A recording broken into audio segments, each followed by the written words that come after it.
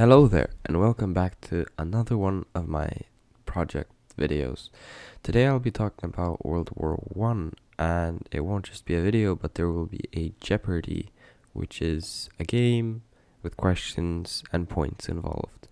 And I'm pretty sure I can get that into the description of this video. So if you're not doing this in my lesson, then yeah, the game is there. But yeah, let's get into World War One. So, why did World War One start?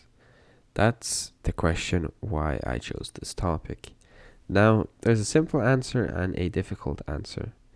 The simple answer is that Archduke Franz Ferdinand died, and that's the same answer that Google is going to give you.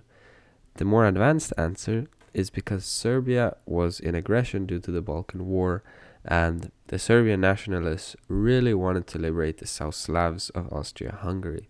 So they wanted to occupy some land of Austria-Hungary. And at the same time, really unfortunate timing, Austria-Hungary wanted more land and were therefore also motivated for war. The Germans paid a lot of money to the Austria-Hungarian Empire for them to have war resources, because Germany supported the war. They'd been considering taking land from Serbia, and the death of Franz Ferdinand was just the perfect time to take action. Now, who is Franz Ferdinand? Well, Franz Ferdinand is heir to the Austria-Hungarian throne, so he's a pretty important man. And one day during a stroll without any guards, a man named Gavrilo Princip, who was a Bosnian Serb, assassinated Archduke Franz Ferdinand. And Austria-Hungary obviously held Serbia responsible, and they wanted to declare war. But declaring war wasn't as simple as it might seem, because they didn't want to be someone who's looked at badly. So what they did was make an ultimatum to Serbia that wasn't acceptable to them, and they didn't accept it. I mean, you can look at the points on screen. This is pretty ridiculous. So Serbia did not accept it, and Austria-Hungary was very happy with that result because that's exactly what they wanted. And therefore, there was a war between Serbia and Austria-Hungary, and that's the first start of World War One. But it's not the only reason. Another reason is because of colonialism, and as I said, it's not a direct cause, but because of some greedy countries, it added tension and rivalry between other European countries. Now you know that there was war between Serbia and Austria-Hungary, but it's not a world war, is it? So why did it become a world war? Well, there's a pretty simple reason for that, and it's just because all the countries had alliances and therefore were fighting for each other and other benefits. So which countries were actually involved then? Well, there were two powers, the Central Powers and the Allied Powers. The Central Powers consisted of Germany, Austria-Hungary, Bulgaria, and later on the Ottoman Empire. And the Allied Powers consisted of Great Britain, France, Russia, Italy, Romania, USA, and Japan. Now, let's talk about the actual war. Right after the Austro-Hungarian Empire declared war on Serbia, the Germans declared war on Russia. Now, this was at the Eastern Front, and the Russians were ill-equipped compared to the Germans and were pushed back. Now, Germany didn't only declare war on Russia, but also on France. Now, this was at the Western Front. The battle between Germany and France was pretty balanced, but it was trench war, so it was tough on the soldiers. Now, because Germany declared war on France, they wanted to flank them and go through Belgium. Now, Belgium was promised neutrality by Britain, and that is why Britain had to join the war and help French forces to fight off German forces. Germany had declared the waters around Britain as war territory, and that's why they used their submarines to attack cargo ships in an attempt to starve out the British Empire. Now, what this did in turn was that cargo ships coming from the USA were attacked by German submarines, and they had American passengers on board. And Woodrow Wilson, the president at the time of the USA, was not a fan of this happening. So after the first ship, the RMS Lusitania, was sunk with American passengers on board, Woodrow Wilson sent a warning to Germans saying that this cannot happen again.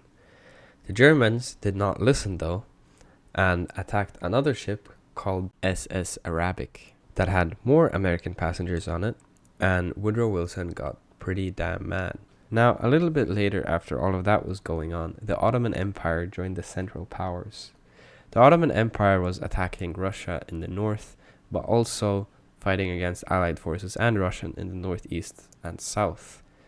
Now, the British and French decided to send their naval troops to the Ottoman Empire in Constantinople. However, they faced challenges and had to call off the attack. Now, calling off this attack was probably one of the greatest moves in World War I history because they saved 83,000 people without a single casualty. Some fighting was also going on outside of Europe. The British and German fight in Africa, and it ends with the British capturing German Cameroon. Germany also declares war on Portugal because Portugal was helping Britain in Africa. Now, Bulgaria also joins the Central Powers and helps overrun Serbia. Romania also joins the Allies and then is almost immediately captured by the Central Powers. In an attempt to take down the Ottoman Empire, the British promised Arabs to gain most of the land that the Ottoman Empire rules.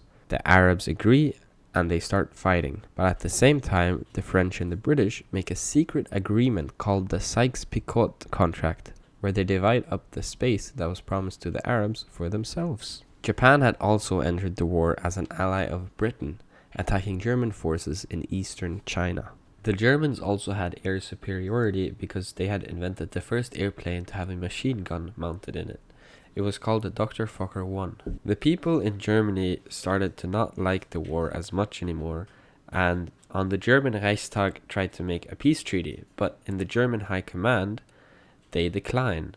Germany has become a military dictatorship. At this time, Russia gives away a lot of territory to sign a peace treaty with the Central Powers.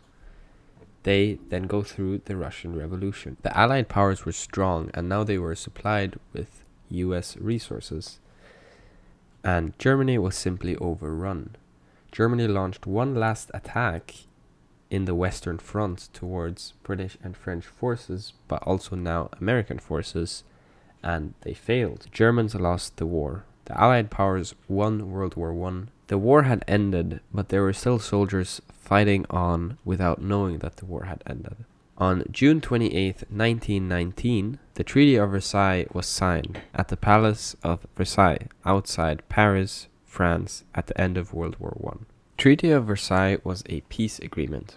It was signed by Germany and the victorious allies, including the United States, France, and the United Kingdom. The treaty blamed Germany for starting the war and punished them with harsh penalties. This included losing land, paying large sums of money in reparations, and reducing their military size by a lot. The treaty's war guilt clause made Germany take full responsibility for the war, leading to territorial losses and financial payments to the Allied powers. It was a highly controversial treaty. Propaganda was a big part of the First World War. There were a lot of people who were convinced that the war effort was good. There were even army bonds you could buy to support the army.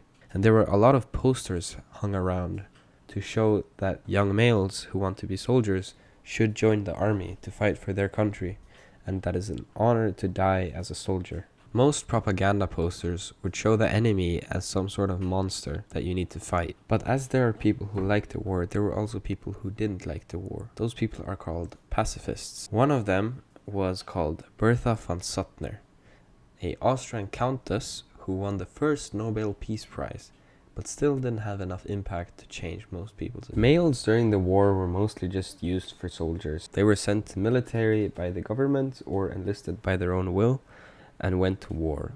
Therefore, there were a lot of women back at home. So what did those women do? Those women were mostly sent to factories or just places where they started producing things, manufacturing.